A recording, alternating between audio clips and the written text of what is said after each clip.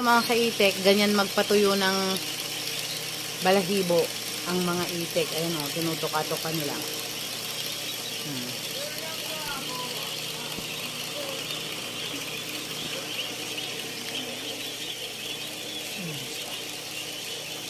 Yung iba nandun. Ayan o, kasalusukuyang sila nagpapatuyo. Mamaya tuyo na yung mga yan. Dapat din na lagi naliligo ang itik para mabilis lumaki. O, ayan. Ganyan sila magpatuyo ng kanilang mga katawan. Ayan, o.